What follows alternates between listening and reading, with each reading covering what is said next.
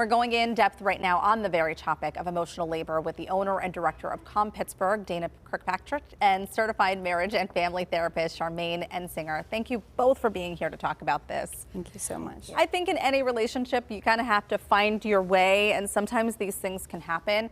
We keep hearing these terms, emotional labor, invisible labor. Do they go hand in hand? Yeah, I would say emotional labor is kind of what I would look at as like the projection or the pre-planning, and it's the thought put into it. Invisible labor might be the things that you don't think about. Yeah. So any of the extra efforts that go into what you really like. This time of year is a really good place where it kind of comes up, and we see more fighting about that. And let's talk about emotional labor and love languages, because this can vary between couples, and sometimes you're partnered up with someone who is physical touch and the other person is acts of service, and they don't always mesh. Sometimes they do. Yeah. So go ahead, Charmaine, if you want. Yeah, so let's say, so acts of service is one of the love languages, but it's also what does that mean for your partner, right? And most importantly, as you said, is it appreciated? Scheduling all of the appointments, all of the holiday planning that's happening. We're hosting on Christmas. What's all the meals? Does anyone have any allergies or any food restrictions? That's like the emotional labor, the details that goes in of like, we're going to go, my husband said earlier, and it was not a bad thing, but he said, on Christmas Eve, we're going to be gone for 15 hours. Well, what about the dog? Right. Wait, don't we have to come home in between? What is the plan? How are we figuring this out? You know, it's just these like, wait, what's the timing? And I don't know that this is just in male-female relationships, but it does feel like in those situations, females tend to take that burden on. Is it something that we just absorb naturally? Why does it happen that way? I think, well, culturally it happens. You know, being from Pittsburgh, Charmaine came in from Philly. She's of Filipino descent. I'm Italian-Irish, and we talk about a lot of, I'm going to mix it up, but there's this expression of people in the East Coast are nice or are kind, and people in the West Coast are nice but not kind. And if you think about, you know, I think about this as like an Italian, we go and just do it for you. We might lecture you about doing it. Like, if your car breaks down, like, what are you doing driving on that tire? Come on, I'll just change it for you. Right. Whereas in the West Coast, somebody might be like, oh man, that sucks, and then just drive away. Yeah. So it's that idea of like doing that emotional labor. So culturally, I was raised that you work. Like, working is the most important, doing things, helping people out.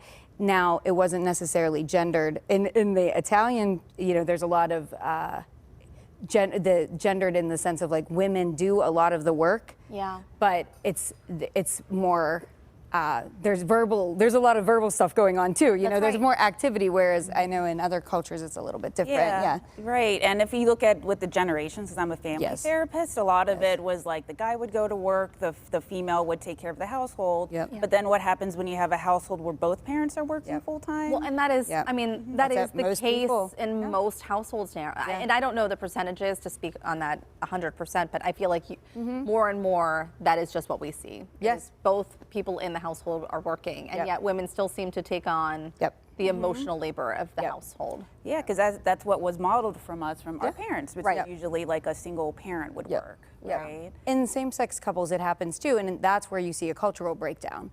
And whether it's culture, like ethnicity of, your family of origin culture, or even the difference between, we were talking about Pittsburgh and Philly, and there's just differences of regional culture. And there's a meme floating around. It has been shared with all of my friends. They've seen it, they've shared it with me, and I don't know if you've seen it, but it is this list of, the dad, like, buy for the wife. And on the wife's side, it is buy for grandma, buy for grandpa, buy for in-laws, buy for all the kids, and it goes down, and it's this long, staggering list on top of sending out the Christmas cards, and wrapping all the presents, and cooking the meal, and all of these other things.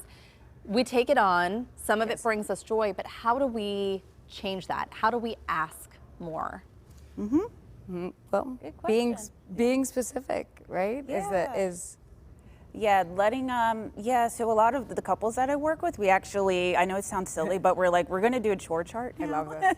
Yeah. Yeah. And what can we expect?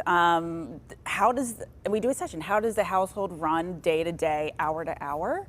Have you guys seen this Fair Play? Yeah, that's Yeah, and so yes. I actually bought the cards. We talked about it on Yeah. Pittsburgh earlier this year, and it's not even a game. It's just looking at the cards, right, and saying, okay, this is what I do. Yeah. Analyzing the stack Yeah. to see how it stacks against each other and who's I had a taking on what. couple. Yeah. I had a couple. She said, "This is my stack, and this is his stack." And I said, "Okay, well, let's talk about what the differences are."